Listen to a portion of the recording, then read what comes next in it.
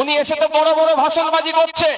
ওনার উদ্দেশ্যে জানিয়ে রাখি, আমি বছরে মাসে যে টাকা পাই সাম্মানিক ভাতা, আগে 80,000 ছিল, এখন ওটা বেড়ে 1,20,000 হয়েছে।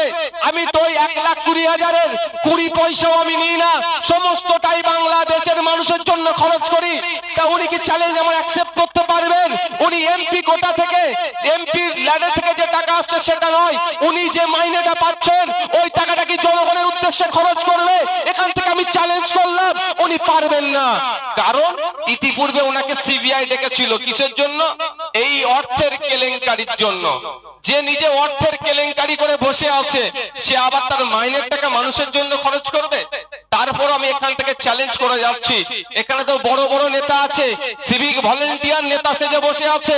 আমি কিন্তু কাটি দিইনি তার রুজি রুটি বলে, কিন্তু নওশাদ সিদ্দিকীর কাছে সব খবর আছে কে সিভিক ভলেন্টিয়ার আর তৃণমূলের নেতা সেজে আছে, কাক হয়ে বক্স আসছে, সেটাও কিন্তু আমার জানা আছে। সময় বুঝলে এমন কাটি দিয়ে দেবো, কিন্তু বিপদে পড়ে যাবে।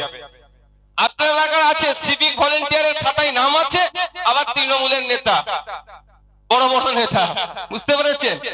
আমি বলছি দম থাকলে আমি চ্যালেঞ্জ করছি, আপকামিং সেশন থেকে সায়নী ঘোষ শওকত মোল্লাদের উদ্দেশ্যে বলছি, ওইদিকে আরাবুল সাহেবদের উদ্দেশ্যে বলছি, আপনারা দিদিমণিকে বলুন, স্পিকার স্যারকে বলতে দিদিমণিকে, আমি এখান থেকে স্পিকার স্যারের উদ্দেশ্যে বলছি, বিধানসভা টিভিটা চালু করে দেওয়া হোক। তাহলে ভাঙড়ের বিধায়ক ওখানে বসে চা খায় না, ভাঙড় সহ রাজ্যের মানুষের অধিকারের জন্য কথা বলে। এবং শুধু তাই নয়, ওদের মন্ত্রীদেরকে যে প্রশ্নগুলো ভাঙড়ের বিধায়ক করে, ওরা দেওয়ার মতো সাহস রাখে না। মন্ত্রীরা বলতে জানে না, এমন কোশ্চেন করে ভাঙড়ের বিধায়ক, অনেক মন্ত্রী তার উত্তরই জানে না কি হবে। ওরা বিধানসভা ওই জন্য টিভি চালু করে না, ওই রাতটা বাইরে এসে উগলাচ্ছে সায়নী ঘোষেরা, শওকত মোল্লারা, আরাবুলেরা। ও ভেবেছিল কি বলতো, মাথায় টুপি, মুখে দাঁড়িয়ে পীর সাহেব বাড়ির ছেলে, ও কি করবে, আসবে, সই করবে আর মাইনের টাকা তুলে ঘরে চলে যাবে। বুঝতে পারেনি না, ও বুঝতে পারেনি। এমন কোশ্চেন করে আপনাদের ভাঙড়ের বিধায়ক, বলে তৎক্ষণিক তো উত্তর দিতে পারে না, বলে লিখিত উত্তর দেব। বিশ্বাস করুন, এখন পর্যন্ত কোন মন্ত্রীর কাছ থেকে আমি লিখিত উত্তর পেলাম না। রাগ তো হবেই, সব স্বাভাবিক, স্বাভাবিক রাগ হবে। তো বুঝতে পেরেছেন, একবার মুখ্যমন্ত্রীকে প্রশ্ন করেছিলাম, কি বললাম, আপনাদের ভাঙড়ের বিধায়ক একবার সুযোগ পেয়েছিল, ওখানে সুযোগ পেতে হয়, অনেক অনেক ব্যাপার আছে, সেই বিতর্কে আমি যাব না, ওখানে গায়ে মানে গন্ধ বলবো না, ওখানেও একটা জায়গা আছে, হাত তুললেই হয় না, সুযোগ পাওয়ার দরকার। একবার আপনাদের বিধায়ক মুখ্যমন্ত্রীকে কোশ্চেন করেছিল, এমন কোশ্চেন করেছে ঠেলাই পড়ে বিধায়কদের কোটাতে 10 লক্ষ টাকা করে বাড়িয়ে দিয়েছে কাজের জন্য।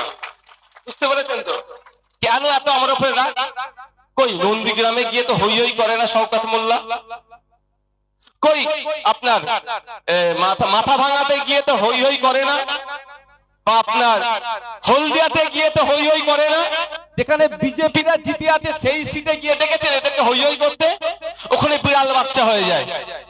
আর এখানে নওশাদ সিদ্দিকীর গেলে বাঘের বাচ্চা হতে হবে, কারণ নওশাদ সিদ্দিকী তো পিছড়ে বর্গের মানুষের চোখ খুলে দিচ্ছে। নওশাদ সিদ্দিকী যে প্রশ্ন করছে, এর উত্তর মিনিস্টাররা সহজে দিতে পারছে না। নওশাদ সিদ্দিকী যে কথাগুলো বলছে, এটা কথাতে ওরা কাটতে পারছে না। ফলে কি করতে হবে, নওশাদ সিদ্দিকীর বিরুদ্ধে প্রোপাগান্ডা চালাতে হবে। সেই জন্য আমাকে কুলসিত করার চেষ্টা করছে। আমি এদের নিয়ে ভাবি না, কিন্তু এই প্রসঙ্গ তুল্য বলে আজকে বলছি। আমার আগের বক্তা অত্যন্ত দুঃখের সাথে অনেক কথা বললেন যে নির্বাচিত জনপ্রতিনিধিদেরকে কাজ করতে দেওয়া হচ্ছে না, উল্টে এদের বিরুদ্ধেই মিথ্যাচার করা হচ্ছে। আমাদের জেলা সভাপতি আব্দুল মালিক সাহেব বলেছেন যে বিধানসভার কথা, কদিন আগে নাকি আমার কাছ থেকে কেউ কি চেয়েছে, হিসেব চেয়েছে। আরে উনি এখানে আসার আগে আমি অনেক আগে বলে দিয়েছি, আমার 5 বছর শেষ হওয়ার সাথে সাথেই আমি আমার বিধায়ক ল্যাডের মাধ্যমে কত টাকা পেয়েছি, কোথায় কত টাকা খরচ করেছি, এবং আমাকে যে মাইনে দেওয়া হয় সেই মাইনে আমি কত টাকায় কোথায় শিক্ষা, স্বাস্থ্য, মেয়ের বিয়ে থেকে শুরু করে কোথায় কিভাবে খরচ করেছি, সবটাই আমি জনসাধারণের কাছে তুলে দেব। ভাঙড়ের ভোটারদের বাড়ি বাড়িতে খামে ভরে পৌঁছে দেওয়ার চেষ্টা করব, যদি না পারি বড় বড় ব্যানার করে মোড়ে মোড়ে টাঙিয়ে দেব।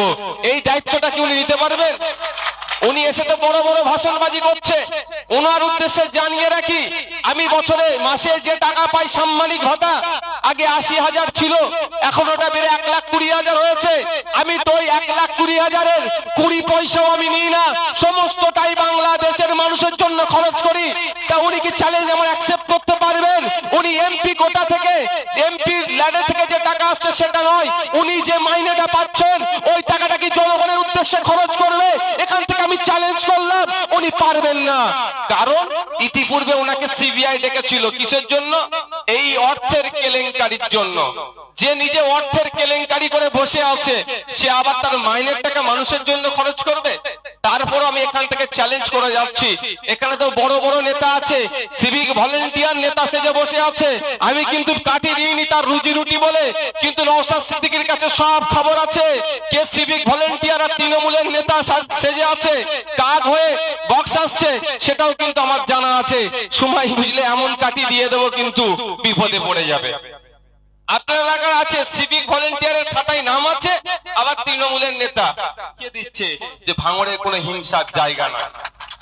হ্যাঁ, গুটি কয়েক আছে রাজনৈতিক কারবারিরা, তারা চায় হিংসা করবে, তারা চায় রেডার কমপ্লেক্সের সামনে গিয়ে দুটো বোম মারবে, কিছু লোককে জড়ো করবে যাতে কোম্পানির কাছ থেকে কিছু টাকা তোলা যায়। তারা চায় কেউ বিজনেস করতে আসলে তাদেরকে ধমকাতে হবে, চমকাতে হবে, সেই জন্য ভাঙড়কে উত্তপ্ত করে রাখার জন্য। তাদের ভাঙড়ের মানুষ পাত্তা দেয় না, তাদেরকে ভাঙড়ের মানুষ প্রত্যাখ্যান করে। কিন্তু সংবিধান বহির্ভূত কর্মকাণ্ড চালিয়ে তারা ক্ষমতার মসনদে বসে থাকতে চায়। তবে সেটা আর বেশি নয়, তাদের শেষ সময় হয়ে এসেছে।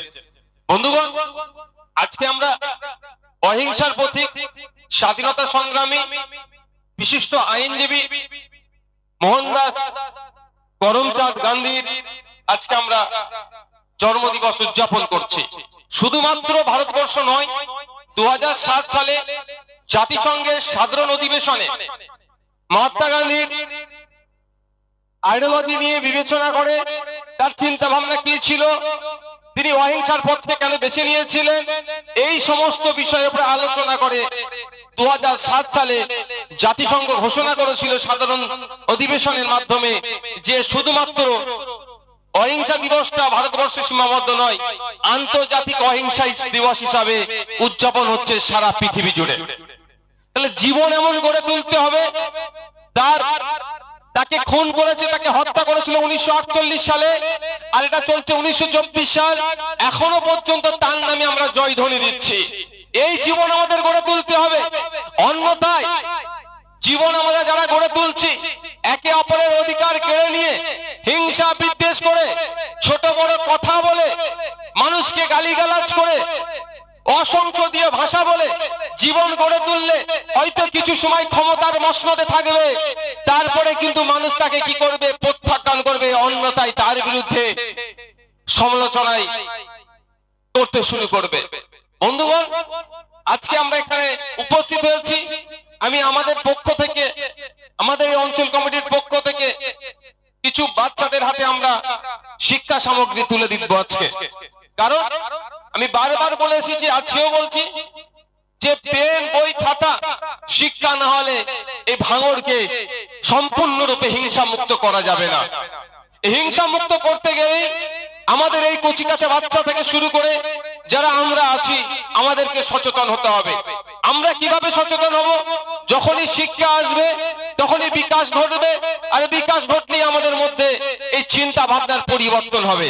এই হিংসা বিদ্বেষ যে ধরনের কুরুচিকর ভাষায় আক্রমণ করছে, সব থেকে আমরা মুক্তি পাবো, তার অন্যতম পথ হচ্ছে শিক্ষা। তাই আজকের এই গুরুত্বপূর্ণ দিনে অহিংসা দিবস উদযাপনের সাথে সাথে আমরা কিছু বাচ্চাদের হাতে স্কুল সামগ্রী তুলে দেব আমাদের সামর্থ্য অনুযায়ী।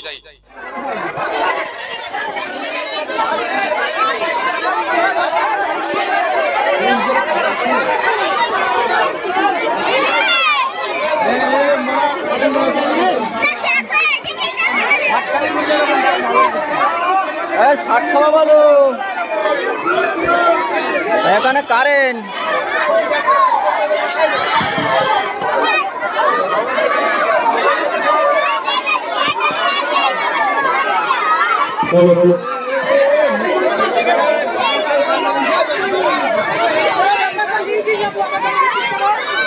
কেউ ডবল নেবে না,